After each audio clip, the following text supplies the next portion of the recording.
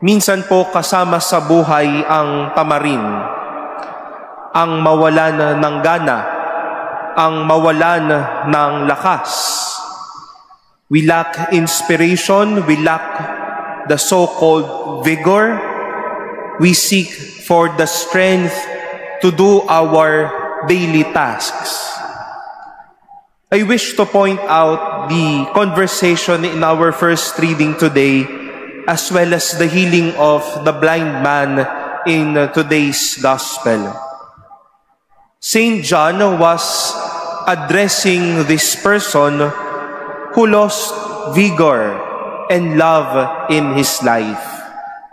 After everything he said, "Yet I hold this against you. You have lost the love you had at first. Realize how far you have fallen." Nanlamig ka na.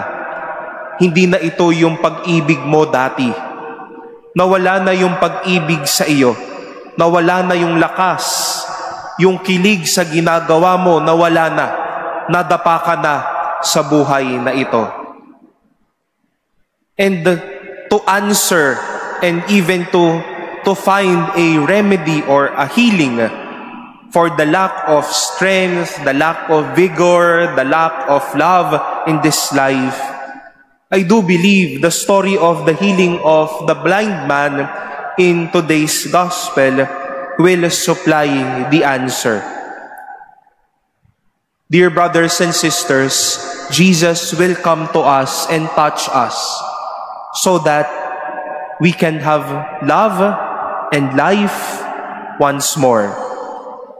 Matapos na mahilom ni Jesus ang bulag na lalaking ito, sinabi po ni San Lucas sa ating mabuting balita ang mga bagay na ito. People followed him and gave praise to God. When God heals, He makes you in love and makes you live in love. Kapag naghihilom ang Diyos, hindi lang niya binabalik yung normal na sarili natin o yung normal na lakas natin, kundi bagong gana, bagong lakas, bagong apoy para harapin ang buhay at ang bawat oras ng ating buhay sa mundong ito. Madami pa rin po ang may sakit. Madami ang may kanya-kanyang kahinaan ng kalooban. May mga mahihina ang loob at natatakot sa mga nagdaang nangyari. Ang mga nakakaramdam ng panghihina o nawawalan na ng apoy o sigla sa pag-aaral, sa trabaho, sa relasyon, sa buhay.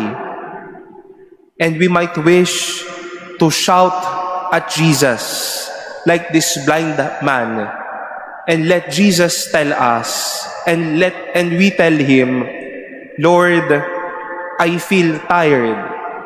Tinatamad ako. Wala na akong gana. Wala na akong lakas. Wala na akong pag-ibig sa aking puso." And let Jesus touch you and heal you. Give you sight. Give you once more the energy, the fire, the gana, to give you strength to face this life and once more to praise the Lord with vigor and with love.